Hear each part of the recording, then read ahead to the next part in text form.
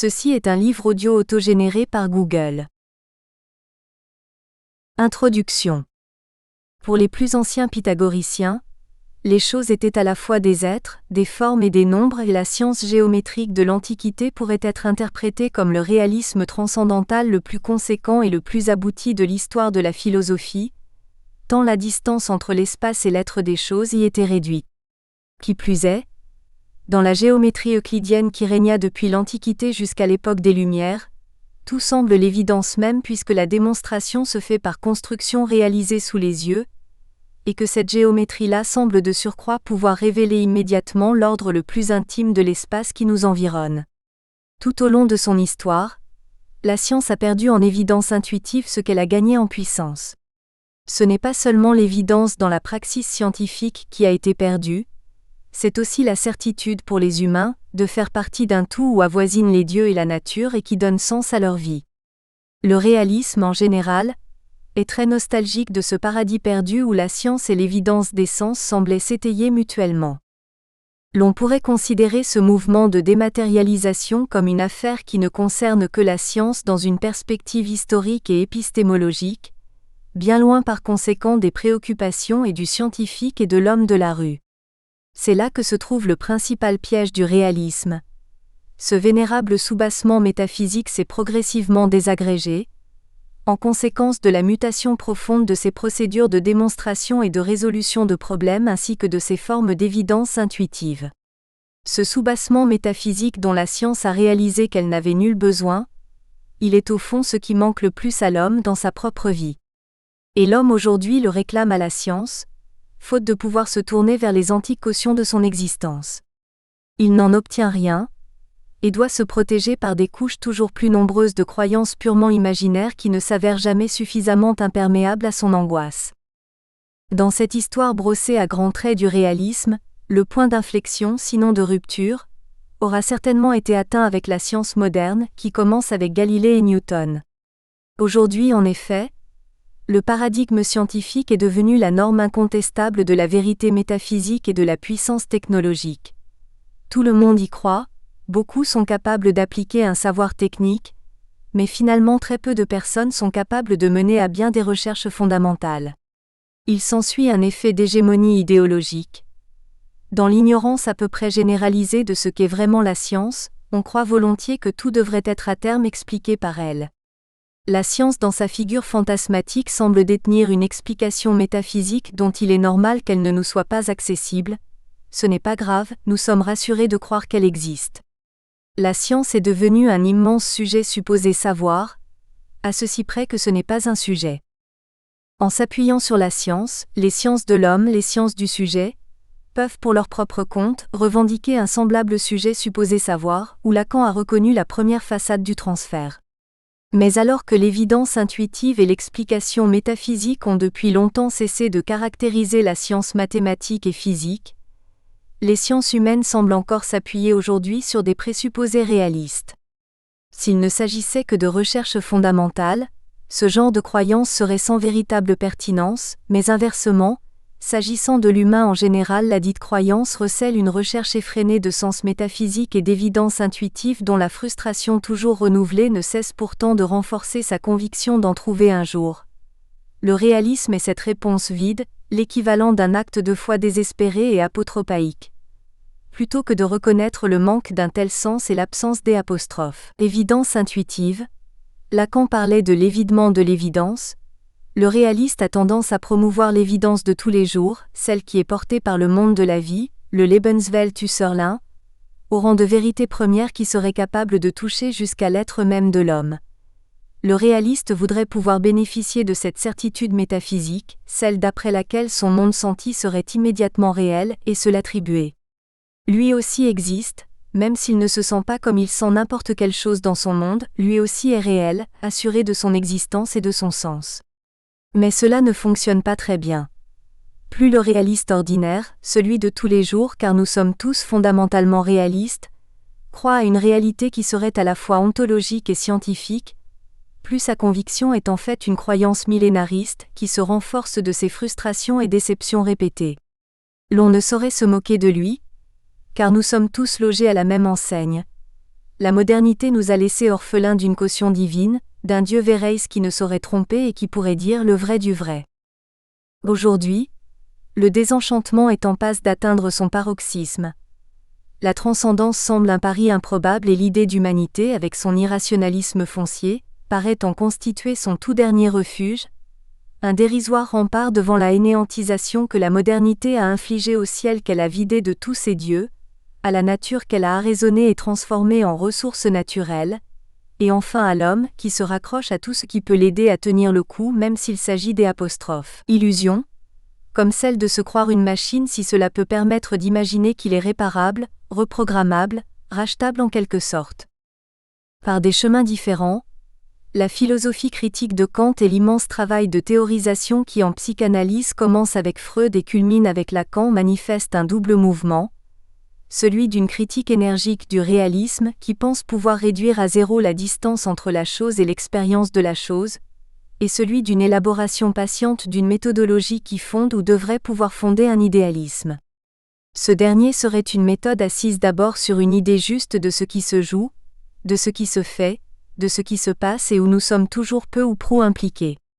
Cet idéalisme peut être celui de la science, de la philosophie de la liberté ou encore de ce qui s'inaugure chez Lacan par l'énoncé « l'inconscient est structuré comme un langage ». Dans tous les cas, science, liberté ou psychanalyse, la critique du réalisme est relativement aisée et facile à comprendre pour le lecteur. En revanche, l'idéalisme transcendantal propre à la science est d'autant plus puissant qu'il est invisible, soustrait depuis Newton et Euler à la saisie par l'intuition et l'imagination.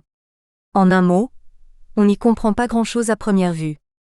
La même remarque est souvent adressée, c'est de routine, à la philosophie et à la psychanalyse dont les exposés directs peinent à passer. Contrairement à la liberté kantienne et à l'inconscient freudien et lacanien, la science n'a pas besoin de fondements idéalistes. Elle a commencé à exister avant qu'on songe à lui fournir un tel socle et elle peut continuer sans lui, ce qu'elle a toujours déjà fait de facto.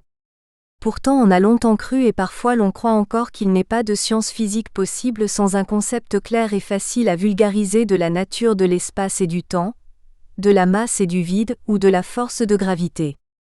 La science, selon la conception très forte que Kant s'en faisait et qui a marqué l'épistémologie moderne dans son développement, est à la fois réaliste et idéaliste.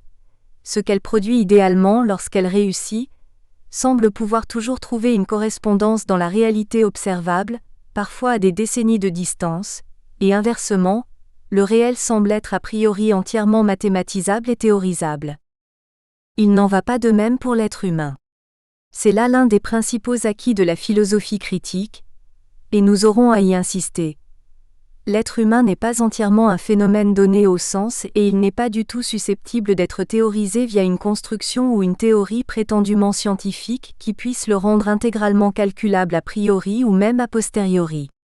Il n'est même pas de part en part logique, et son concept métaphysique, celui de son agir pur en lequel sa volonté se conquiert par autonomisation progressive, est pour le moins élusif. Pour le dire en peu de mots, l'être humain est dans le meilleur des cas une prédiction créatrice, dont il serait à la fois l'énonciateur et l'énoncé, le dire et le dit, le sujet et l'objet. Quelle pourrait bien être la méthodologie qui lui serait appropriée? En première analyse, ce serait l'architectonique qui, du point de vue de la philosophie pure, permet de discerner comment l'être humain, qui n'est pas entièrement cet animal voué aux inclinations et instincts sensibles, peut s'émanciper de cette force de gravité qui maintient son idéalité prisonnière de ses réalités. Toutefois, l'on ne peut pas déchiffrer la liberté par la seule réflexion philosophique. Tout comme le mathématicien selon Kant doit faire de la géométrie pour que celle-ci commence à exister, il faut que l'être agisse et qu'il agisse toujours plus purement, en s'orientant par rapport au type idéal de sa propre volonté. Cette action, par laquelle la raison pure devient pratique, parce qu'il y va d'une praxis, est à la recherche d'elle-même et dans le meilleur des cas, cette action précède son agent. Tout comme l'on devient finalement musicien ou mathématicien à force de faire de la musique ou des mathématiques, et non d'y réfléchir avec les outils de la philosophie, fussent-ils les plus sophistiqués, l'on devient agent de son action, morale, à force d'agir en s'efforçant de parfaire cette action dans le sens d'un affranchissement toujours plus net et radical de la volonté vis-à-vis des penchants, appétits, désirs et autres instincts qui la troublent et la dévoient. Et l'on devient analysant, à force de se laisser entraîner dans la pratique de dire tout et n'importe quoi, à condition de ne pas trier, à condition de s'affranchir du souci de coller à l'une ou l'autre réalité supposée bien établie.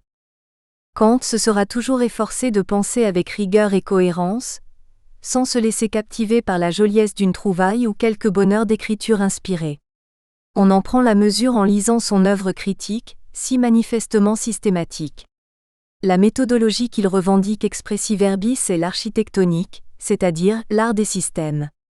Kant en dit finalement très peu de choses, ce qui interdit de s'en servir comme d'un mode d'emploi à l'usage des lecteurs de la critique de la raison pure. L'on comprend aisément que cette dimension de sa pensée et de son œuvre ait été le plus souvent délaissée, sinon négligée, dans la littérature secondaire kantienne pourtant pléthorique. À une toute autre époque, dans un tout autre contexte, Lacan, en reprenant l'héritage freudien lui-même marqué d'une exigence propre de scientificité, portera la psychanalyse à un nouveau niveau de maturité intellectuelle en faisant aboutir le processus de dématérialisation de cette illusion réaliste qui trop souvent avait fait du psychisme, par le passé et encore maintenant, une réalité physique, par exemple une énergie. Lacan nous enjoint à penser le sujet comme un processus dont il ne peut y avoir de socle logiciste, c'est-à-dire un concept univoque, stable et fondateur du sujet, plus précisément comme un parcours dont la topographie peut être rendue par des schémas, par des graphes, par des structures tétraédriques où le sens recherché oscille constamment et inévitablement entre des pôles thématiquement incompossibles. Il y a là comme une résurgence tout à fait inattendue et involontaire des procédés diagrammatiques que nous avons suspectés dans la genèse de la pensée kantienne à son acmé critique. On pourrait sans doute accentuer les contrastes qui opposent Kant et Lacan. Outre la différence d'époque et d'évidence historique, nous passons avec Kant d'une pensée très écrite, extrêmement structurée, mais qui ne montre rien de ce qui la rend possible à une pensée beaucoup plus flexible, avec Lacan qui joue en pleine conscience le jeu d'une certaine oralité pour éviter la pétrification de la pensée en un discours clôturé. Kant cache son jeu. Lacan au contraire n'hésite pas à afficher mammathème et autres aphorismes qui étonneront beaucoup et marqueront les esprits de signes indélébiles et indéchiffrables auxquels le risque est grand que sa pensée se voie réduite. Ou encore, Kant n'envisage guère le rôle du langage dans ses critiques, alors que Lacan centre toute sa théorie autour du symbolique et du langage. Quels que soient ces contrastes touchant assurément au style respectif des deux penseurs, on n'oubliera pas l'importance considérable du style chez Lacan. Kant et Lacan ont tous deux la conscience intense et urgente de ce qu'ils ont opéré un véritablement changement de paradigme dans la manière de penser l'humain.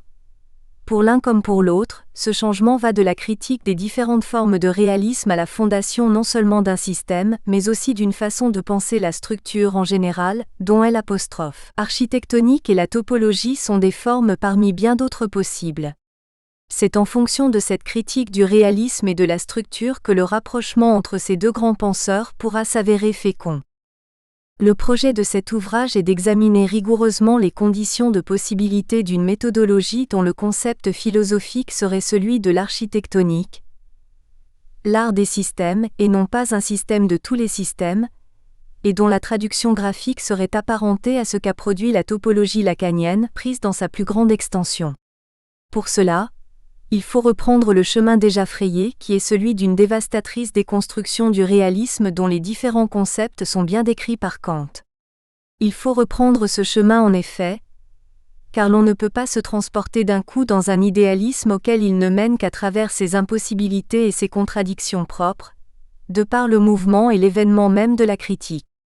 Mais le réalisme en général est le point de départ que bien peu veulent quitter, tant il est pour tout un chacun une sorte de foi primordiale dans la fiabilité d'un monde des sens, une foi sans laquelle nous subirions une constante expérience d'une certaine folie indéterminée, celle d'un monde absurde, insensé et inhumain.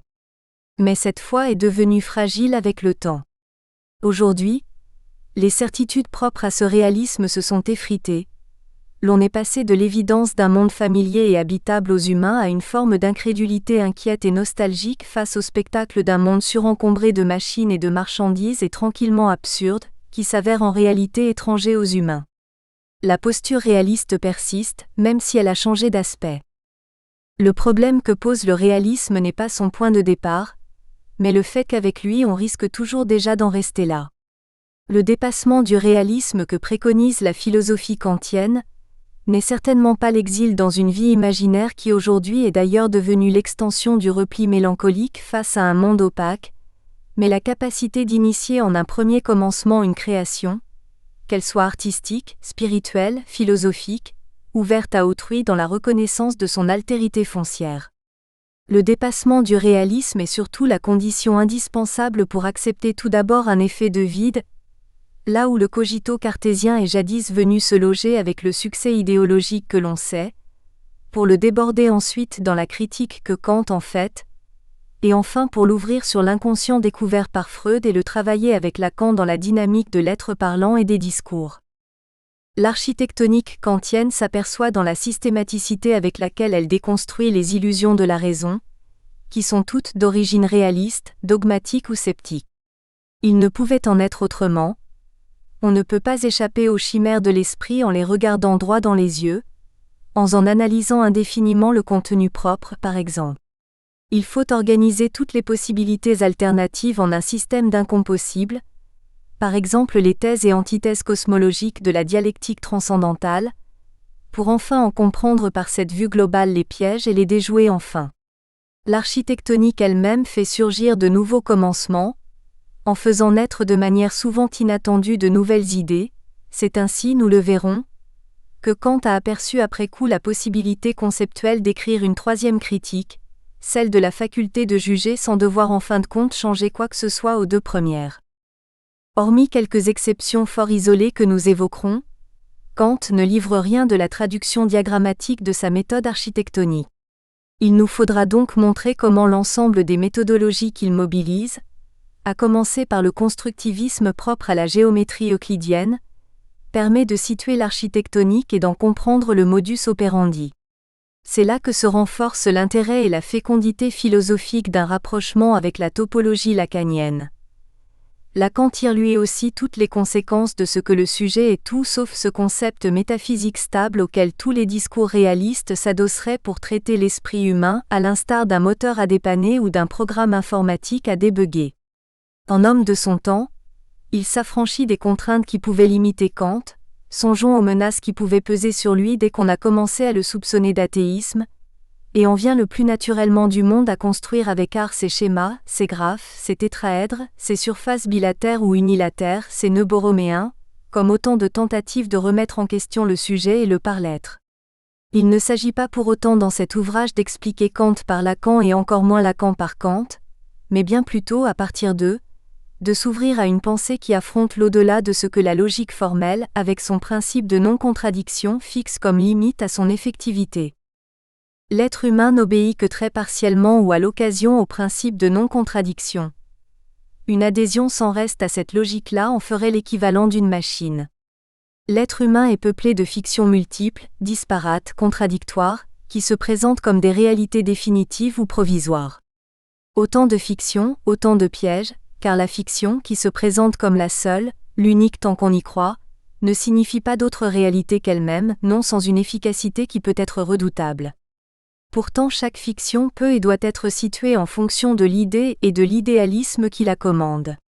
On s'affranchirait ainsi de ces réalités illusoires à l'issue incertaine, pour acquérir non pas une réalité ultime, mais une autonomie qui est peut-être ce que tout humain peut espérer de mieux et de plus fondamentalement efficace.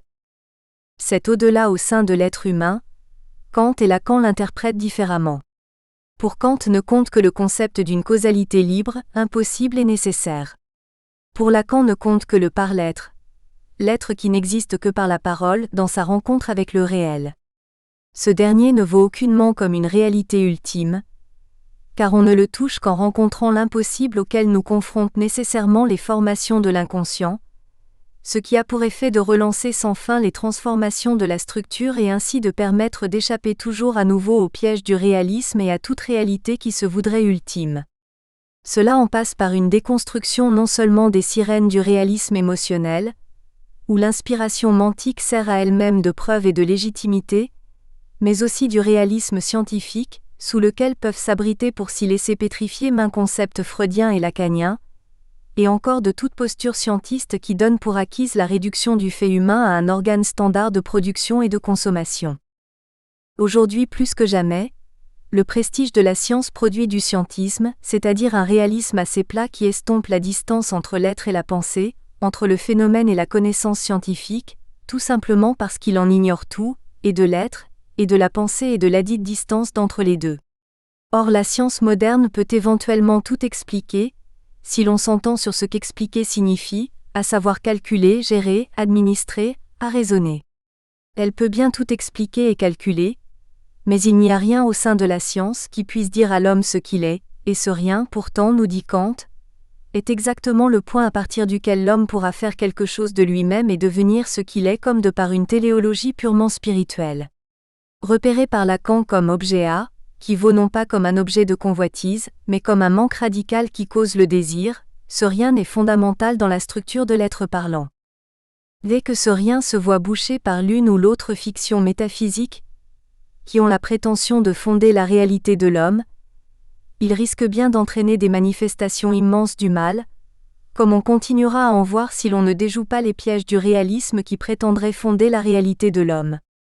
Pour ne prendre ici que des exemples marquants, que l'homme soit ce que sa race lui dicte d'être, et c'est le totalitarisme nazi.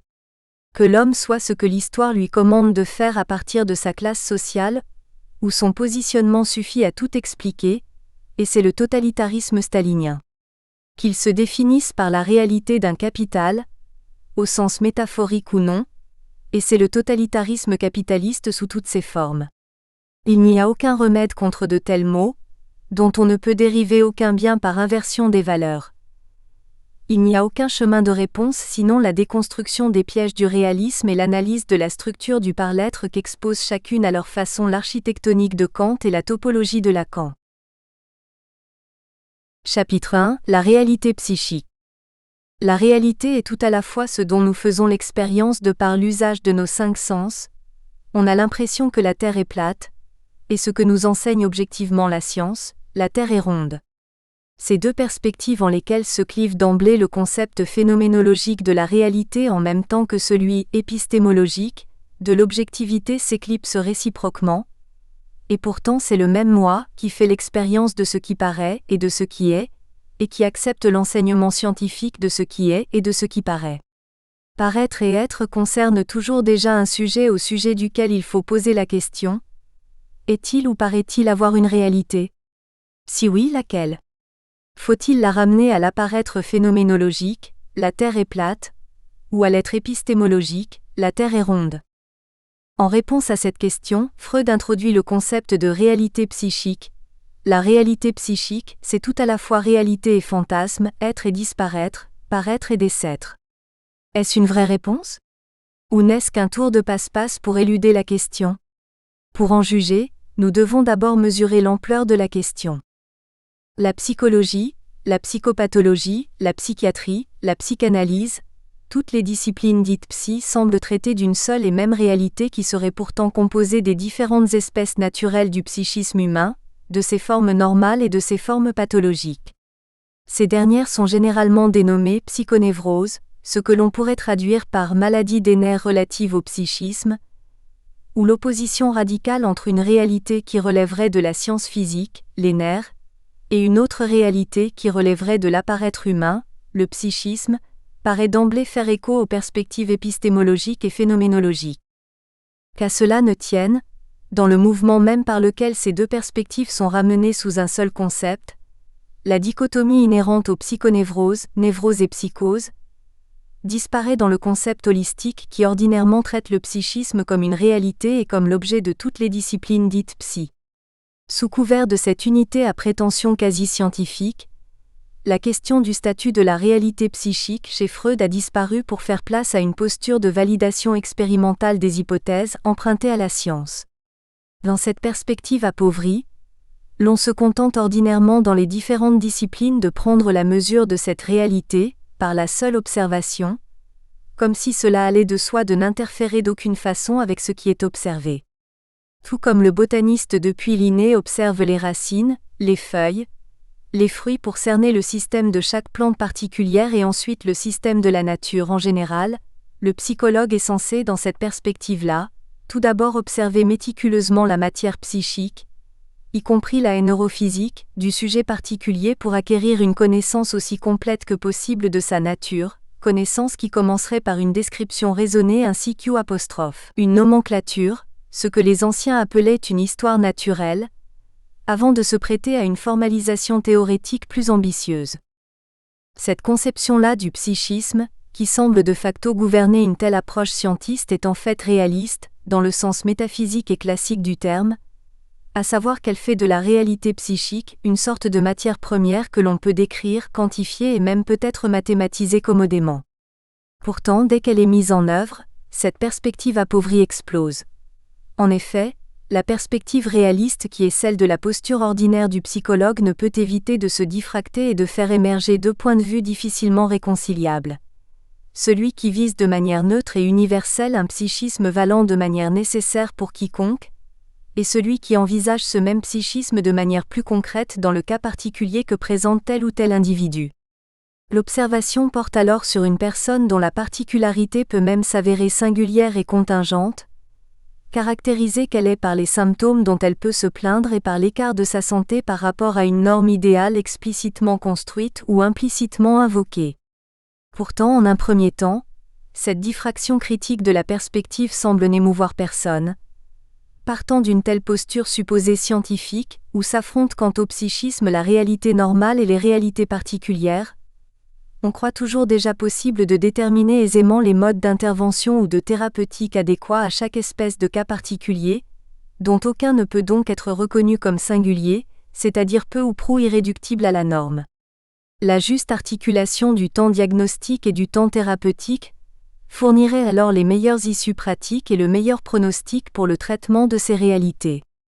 Qui plus est, ce genre de méthodologie ne cesse de s'inscrire parfaitement dans la tradition médicale telle qu'elle semble manifester une belle homogénéité depuis ses origines, en passant par la classification des espèces morbides, chez Sydenham, jusqu'au formidable essor de la médecine scientifique moderne et de l'ingénierie médicale contemporaine.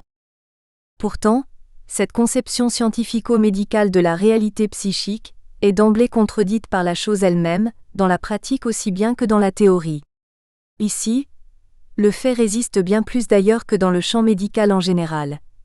Ce qui résiste peut être désigné provisoirement comme relevant du psychisme humain ou de la subjectivité humaine, quelles que soient par ailleurs ses implications corporelles et nerveuses, et cette résistance dénonce le caractère artificiel et fictionnel de la belle conception à la fois réaliste et idéalement homogène du concept même de réalité psychique. Non seulement l'on ne peut éviter, dans les classifications théoriques fondamentales, de partir d'une dichotomie première entre body and mind qui permet de faire la distinction entre psychose et névrose, et plus loin entre neurologie et psychiatrie ou encore entre traitement médicamenteux et psychothérapie, mais encore et bien plus fondamentalement, l'on ne peut pas conférer au psychisme une consistance épistémologique à moins d'imaginer que ce psychisme n'existe que comme une autre réalité, laquelle est donc pas directement observable par les sens. L'on ne peut fonder l'idée même du psychisme ou de la subjectivité que l'on prétend traiter sans faire d'y paraître la dite réalité objective, c'est-à-dire sans la mettre en suspens, que ce soit épistémologiquement ou thérapeutiquement, afin de pouvoir restaurer ce psychisme dans son devenir, pour pouvoir créer ou pour tenter de faire advenir du nouveau, fût-ce dans un délire. Sans la disparition de la réalité objective, le psychisme est mort. La pratique, pourvu que le praticien accepte de s'y engager, implique encore plus impérativement non seulement la subversion des conditions qui semblent pourtant bien objectives du côté du sujet souffrant, mais aussi celle des postures du psychologue lui-même. Et cette subversion est toujours à reprendre et à réactiver, car quelles que soient ses théories et ses illusions, le psy, y compris le psychanalyste, est conditionné par ce qui l'intéresse, c'est-à-dire par le psychisme dans sa version holistique. Quels que soient ses efforts pour soutenir un juste positionnement, il reste happé du côté immuable de l'observatoire. Et ceci doublement. En ce qui concerne l'objet observé, le patient, il aura toujours tendance à négliger ou à rejeter la part proprement subversive du sujet pour se concentrer sur la part plus aisément identifiable du dit sujet comme individu objectivé. De même, en ce qui le concerne lui, en tant qu'observateur, une tendance similaire l'induira à se concentrer sur sa boîte à outils, c'est-à-dire sur ses instruments supposés objectifs qu'il utilise dans son observation et sa pratique. Concepts, schémas, systèmes des différentes disciplines psy, cette multitude d'outils servirait illusoirement à produire l'objectivité dans laquelle il faudrait confiner le sujet. Peu importe ici que cet appareillage soit imaginé comme les outils d'un artisan, ou à la manière des programmes d'un informaticien. Peu importe que la dite boîte à outils soit celle du comportementalisme, du cognitivisme, de la neuropsychologie, de la systémique ou encore de la psychanalyse, les outils en tant qu'outils confirment toujours l'espoir que l'on place volontiers en leur efficacité parce que ce faisant, l'on fait soi-même fond sur cette sorte de philosophie utilitariste de premier degré qui sourd de l'usage d'instruments techniques comme le marteau, le scalpel ou le microscope. C'est d'ailleurs le modèle de l'appareil psychique chez Freud, c'est-à-dire de l'usage d'objets faciles à l'emploi, pour traiter des objets commodément objectivés. L'on espère que dans l'abord du psychisme, l'on pourra disposer de semblables instruments et qu'ils s'avéreront d'une efficacité similaire. Mais l'instrumentalisation du psychisme n'est pas seulement une question épistémologique et méthodologique. Avant toute théorisation, elle apparaît dans la clinique elle-même avec la complainte émanant d'une multitude de sujets. Tel patient se plaint de n'être pas compris et de n'être pas apprécié à sa juste valeur. Il reproche à l'autre de le prendre pour un objet sexuel alors qu'il attendait la richesse d'une belle relation subjective. Il a été victime d'une instrumentalisation opérée par un mauvais parent, ou un mauvais compagnon ou encore un incapable. Mais ce n'est pas tout. Si cette complainte du sujet qui se voit ou s'est vu pris pour un objet se retrouve presque systématiquement dans maintes motivations qui amènent à consulter le psychologue, elle pourrait être presque tout aussi systématiquement constituer la raison pour laquelle le sujet en vient à le quitter, car le psychologue l'a effectivement pris pour un objet quoi qu'il dise. Comment le psychologue pourrait-il échapper à ce qui semble bien être une nécessité ? Comment pourrait-il éviter de prendre le sujet pour l'objet de son travail ? Ne faudrait-il pas continuellement resubjectiver le sujet ? Le processus simultané d'objectivation et de subjectivation du sujet n'est pas sans un jeu d'ombre et de lumière, de paraître et de disparaître, à double entrée et à double échappatoire. D'une part, la subjectivation du sujet prend de la consistance à proportion de ce qu'il n'est pas réductible à un objet, tandis que la lumière dont le sujet se targue n'est pourtant que l'envers de l'objectivation obscure dont il se plaint. D'autre part, l'objectivation infligée au sujet ne vise qu'à jeter une lumière supposée consistante sur elle ', énigme obscure qu'il constitue mystérieusement. Sujet ou objet ? Au lieu de vouloir naviguer entre le Charybde de l'objectivation du sujet et le Scylla de sa resubjectivation, il faut prendre la mesure de ce qu'il est radicalement impossible d'atteindre un juste milieu. Il n'y a pas de voie médiane qui nous permettrait d'éviter tout à la fois les écueils de l'une et les récifs de l'autre. Tout d'abord parce que ces deux positions ne sont pas les rocs inébranlables de réalité disposés en chicane par le Créateur. En effet, la question du sujet elle-même ne peut être posée que dans le sillage des conceptions homériques, platoniciennes, aristotéliciennes, apuléennes, cartésiennes, etc., de la psyché et du psychisme. Ensuite parce que les notions de sujet et d'objet sont tellement interdépendantes l'une de l'autre qu'elles en viennent à s'égaler. C'est à quel sujet ? Dit-on pour questionner, quel est l'objet de votre demande ? Enfin et surtout parce que le sujet et l'objet impliquent toujours déjà la méthodologie pour les aborder. La méthodologie ou le cheminement de Freud sont particulièrement instructifs pour ce propos, en ce qu'ils partent d'un réalisme fondamental pour en découvrir progressivement les pièges puis l'issue. Freud s'est tout d'abord cassé les dents en tentant d'objectiver un fait psychique qui sous-tendrait le système des espèces psychopathologiques. C'est à partir de là que sont nées tout à la fois la psychanalyse et ce concept hybride et problématique, qu'est la réalité psychique.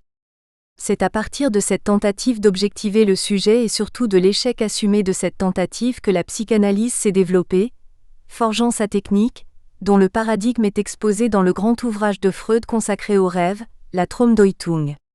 Le rêve n'est pas la réalité. Il la remet en question.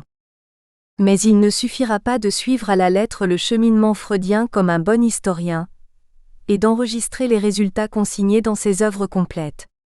Le sens de notre référence au cheminement de Freud ne se manifestera qu'en refaisant nous-mêmes ce chemin, reprenant le parcours de l'expérience du rêve et de la cure elle-même, de son invention, de ses essais et de ses échecs. Mais cela ne suffira pas, car la matière délivrée par les associations libres, la dite méthode psychanalytique, est toujours déjà insérée dans une histoire plus large de la pensée qui la conditionne tant du côté de l'analysant que du côté de l'analyste. Cette double genèse de la psychanalyse, du côté des associations du patient et du côté de l'histoire de la pensée, remet chaque fois en jeu une conception de la réalité qu'il nous faut examiner dans le détail. Et d'abord en suivant les pas de Freud. La prétendue objectivité du traumatisme sexuel. Qu'il y ait une matière donnée sur laquelle s'appuyer, et dont on pourrait faire la théorie en la traitant comme une réalité objective, tel était le point de vue que Freud défendait à la fin du XIXe siècle dans ses échanges épistolaires avec Fliess. En mai 1896, le futur inventeur de la psychanalyse communique à son collègue ce qu'il imagine être la solution définitive au problème de l'étiologie des psychonévroses. Il explique que la réalité causatrice de la psychonévrose est toujours un traumatisme objectif consistant en un excédent sexuel. Autrement dit, la quantité d'énergie sexuelle faisant irruption dans le système psychique est trop grande pour les capacités de gestion du psychisme. La spécificité de chaque psychonévrose dépendrait des conditions temporelles du dit traumatisme. Si le traumatisme, c'est-à-dire l'excédent sexuel, se situe avant l'âge de 4 ans, la psychonévrose consécutive se développerait sous forme de l'hystérie. Si le traumatisme survient avant 8 ans, la maladie prendrait la forme de la névrose obsessionnelle. Enfin, si le traumatisme arrive avant 14 ans, il provoquerait une paranoïa.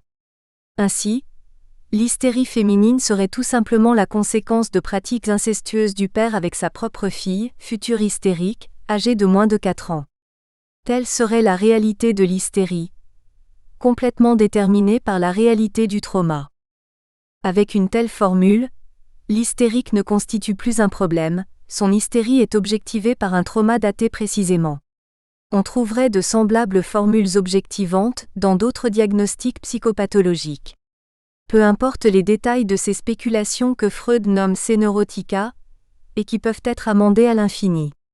Leur principe général vise à ramener la réalité psychonévrotique à un traumatisme réel, consistant en l'irruption d'une grande quantité d'excitation qui blesse, fracture ou détruit l'organe psychique récepteur à un moment déterminé.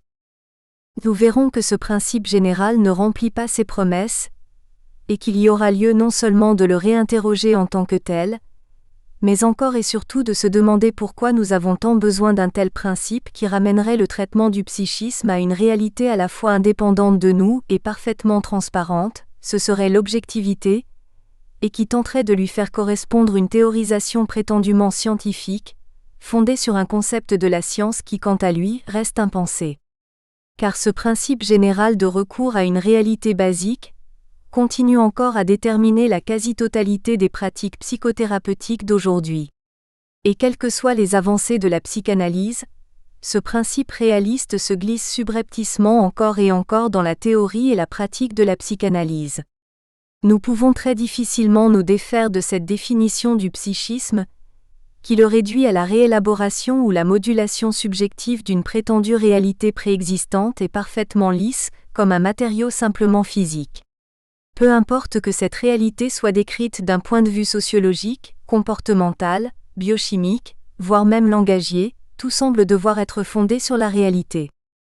Il va de soi qu'il faut tôt ou tard fonder l'idéalité de ce que l'on fait sur l'appréhension épistémologique d'une certaine réalité. Mais les difficultés s'amoncellent dès qu'il s'agit de l'appliquer dans la réalité, vécue phénoménologiquement cette fois. La dite réalité, épistémologiquement idéale ou phénoménologiquement pragmatique, recouvre en fait une multitude de réalités sociologiques, comportementales, biochimiques, langagières, qui chacune de son côté revendique le statut de la réalité fondatrice. Tant que l'on s'attache à l'illusion qu'il doit se trouver quelque part, une réalité de toutes les réalités, le labyrinthe croît à perte de vue et se démultiplie de par l'effet des pas que nous y faisons pour en sortir. Il fallait d'un coup se libérer de cette chimère, c'est-à-dire de l'illusion qu'une réalité, gît, intacte et vierge, sous les multiples sédimentations des affects et des symptômes. C'est ce pas qu'a tenté Freud, qui s'est débarrassé par principe et d'un coup, de cette illusion digne de celle que Kant a déconstruite dans sa dialectique transcendantale. Freud abandonne ses théories réalistes. Le 21 septembre 1897, Freud confie à son ami Fliess le grand secret qui, au cours des derniers mois, s'est lentement fait jour. Je ne crois plus à mes neurotica. La conception fondée sur la réalité du trauma et assurant la réalité de chaque psychonévrose n'était qu'une croyance, et cette croyance s'écroule. C'est une incroyance qui s'installe. Freud la justifie par 4 motifs. Primo, sa conception basée sur la réalité, ses neurotica, ne fonctionne pas dans la réalité de sa pratique, on n'arrive ni à analyser ni à guérir. Secondo, ces neurotica impliqueraient que l'on incrimine la perversion du père comme étant la cause de l'hystérie, et vu la haute fréquence des symptômes hystériques dans la société viennoise, mais aussi en général, il faudrait conclure à la perversion généralisée du père et des pères. Tertio, cette théorie est fondée sur la réalité, mais il n'y a pas de signe de réalité dans l'inconscient, de sorte que l'on ne peut pas différencier la vérité et la fiction investie d'affect. Quarto, dans la psychose la plus profonde, le souvenir de la réalité du trauma n'apparaît pas, même pas sous la forme du délire. Il vaut la peine de prêter attention à chacun de ces 4 motifs apparemment jetés à la volée, pour justifier l'abandon pur et simple par Freud de sa croyance en la réalité du traumatisme.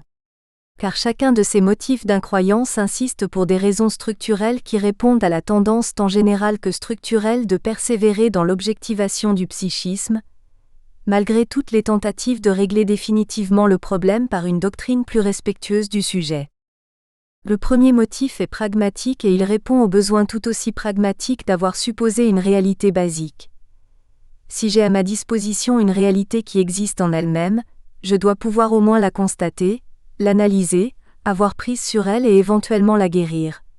Si j'échoue dans la mise en évidence de la réalité du traumatisme et si, de plus, ma théorie du traumatisme n'a aucune incidence thérapeutique, en bon scientifique pragmatique, je dois remettre en question mon présupposé de départ. Autrement dit, si toutes les belles théories objectivant le psychisme ne trouvent aucune confirmation probante dans l'expérience concrète, elles s'apparentent à un possible illusoire. Le deuxième motif est fondé sur la protection de la figure du père en général. À cette occasion, il est assez courant d'invoquer les pratiques douteuses du père de Freud sur ses enfants ainsi que celles de son interlocuteur Fliess. On est prié de fermer les yeux un œil. Rêvait déjà Freud après la mort de son père. Il s'agirait de l'enterrer et de passer l'éponge sur ses fautes. Mais quelle que soit celle-ci, peu importe ici qu'il s'agisse des fautes du père de Freud ou de celles de Fliess, ou même de celles de Freud lui-même, les fautes qui peuvent être assignées au père en général apparaissent comme potentiellement infinies. Tout un courant postmoderniste peut saisir l'occasion pour en faire ses choux gras et dégommer la figure du père traditionnel. Si Freud refuse de suivre cette voie, et s'il rejette la théorie de la réalité traumatique en tant qu'elle incriminerait le père, ce n'est pas par indulgence complice pour tel ou tel père. La logique sous-jacente de la théorie du traumatisme implique au contraire que le père en tant que père pourrait être le grand fautif. C'est le père qui est traditionnellement, à tout le moins dans les sociétés patrilinéaires, porteur de la structure et de l'architectonique même de la chose qu'il s'agit d'expliquer. Il s'ensuit qu'en dénonçant telle réalité de tel père déficient, l'on se retrouve toujours à faire l'impasse sur la fonction structurante inhérente à la figure du père, ce que Lacan reprendra comme nom du père, puis beaucoup plus tard comme version vers le père, perversion. Incriminer les déficiences du père dans la réalité, ce n'est donc pas seulement risquer de se tromper en accusant à la va-vite des personnes qui pourraient être innocentes, c'est aussi et avant tout oublier la responsabilité du père et la question du père comme garantissant tant la structure de l'inconscient que l'interrogation qui le vise.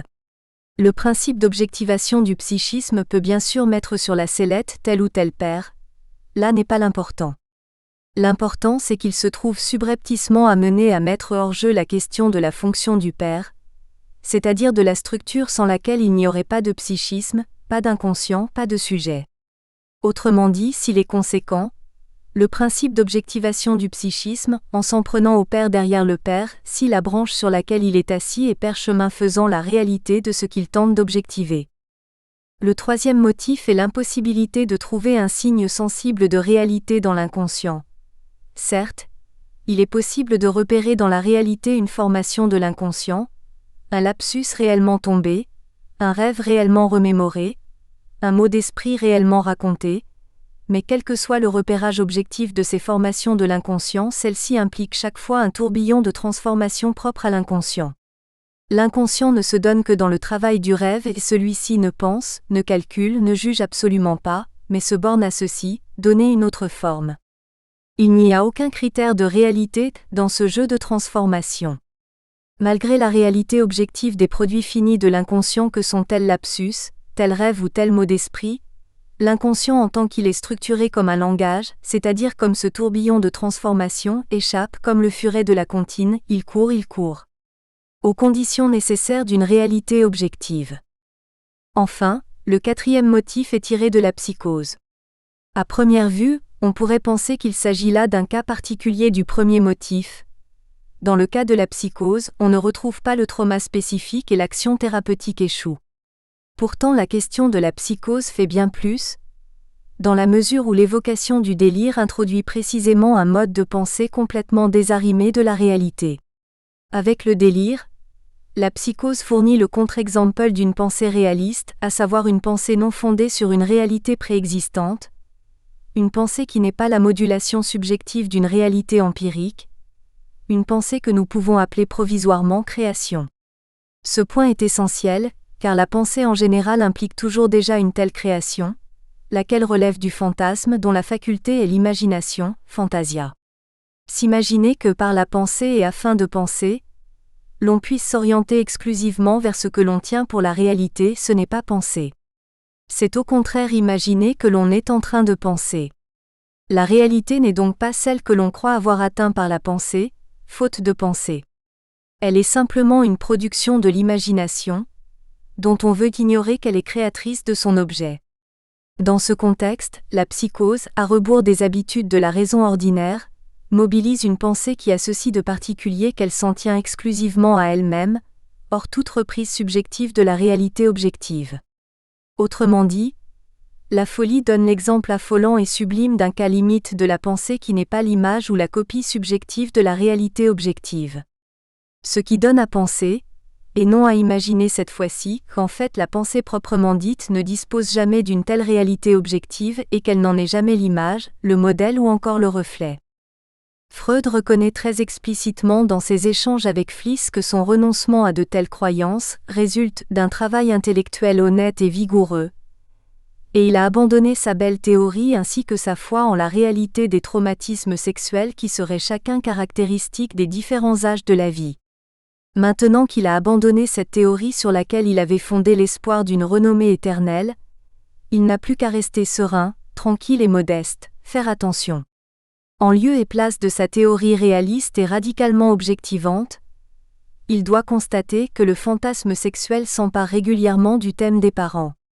C'est désormais le fantasme qui envahit la vie psychique et mobilise à ses fins la figure du père. Le fantasme que par ailleurs la pratique de l'association libre excelle à cultiver. Existe la croyance en la prétendue réalité causatrice du trauma, et avec elle, la croyance en une réalité bien différenciée pour chaque forme de névrose. Tout circule dans le tourbillon des fantasmes, c'est la naissance de la psychanalyse. La circularité impliquée dans le fantasme correspond en première approximation à une interaction inévitable entre l'observé, la réalité et l'observateur, l'analysant et l'analyste. L'épistémologie n'est plus fondée sur une réalité qui resterait de marbre tandis qu'on la mesure. L'absolue et radicale indépendance de l'observé et de l'observation, qui apparaît comme parfaitement légitime en astronomie, s'avère radicalement réfutée dans les sciences humaines. Mais il y a plus, car la conception de la supposée réalité objective doit maintenant être elle-même révisée et subir le contre-coup du fantasme. La prétendue indépendance de l'observé et de l'observation et la théorisation des psychonévroses entendues comme réalités objectives doivent être comprises désormais comme proprement fantasmatiques. La théorie du traumatisme relève du fantasme. Et vouloir traiter le fantasme comme n'étant pas un fantasme, mais une réalité objective, tangible et mesurable, c'est encore du fantasme. Freud en prenait la mesure au moment même où il abandonnait ses neurotica. Le développement de la machine à fantasmes. Faute de pouvoir se reposer épistémologiquement sur le socle d'une réalité empirique qui sortirait indemne de toute observation, il ne reste plus qu'à développer l'approche la plus adéquate pour rendre compte de la machine à fantasmes. Celle-ci fonctionne à plein rendement dans le travail du rêve. Le dormeur a fermé les yeux, et il s'est isolé autant que faire se peut de toute la réalité objective. Il est largement débranché de la réalité. Cette perte de la réalité ne veut pourtant pas dire que les processus psychiques se déroulant pendant le sommeil soient absents ou insensés. La Traumdeutung montre au contraire que les rêves ont toujours un sens. Le réalisme est loin de pouvoir absorber tout ce qui fait sens. Le scientiste voudrait tout réduire à une machinerie objective et réaliste, mais le sens ne s'y laisse pas enfermer et le rêve en est une manifestation éclatante. La thèse de Freud met en avant un sens qui excède radicalement la réalité objective. Tout rêve est un accomplissement de désir, Wunscherfüllung. Cette thèse pouvait toutefois encore être reversée au compte d'un réalisme quelque peu modifié. L'accomplissement de désir pourrait être interprété comme la réalisation d'un germe objectif de désir inscrit matériellement dans le psychisme du rêveur, un germe qui pourrait se développer comme une certaine réalisation tangible dans le rêve, et l'on comprendrait mieux ainsi que le rêve consiste à réaliser le souhait dans un certain lieu à préciser, chap. 3. Pourtant la thèse de Freud selon laquelle le rêve serait simplement voué à la réalisation d'un désir possible à concrétiser sous l'une ou l'autre forme, ne résiste pas à la foule des contre-exemples que l'on peut puiser du côté des rêves angoissants, des rêves déplaisants et même des rêves indifférents.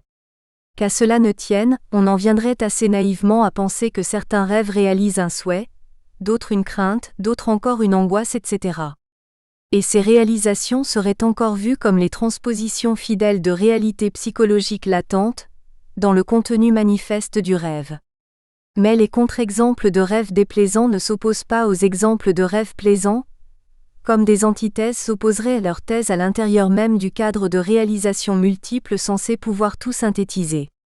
Les exemples comme les contre-exemples montrent le même fonctionnement de l'inconscient et du rêve. Il n'y a aucune correspondance directe entre les pensées qui ont motivé le rêve et le contenu manifeste du rêve. Il s'ensuit que c'est le terme et la conception même de cette réalisation, qui se voit dès lors remis en question.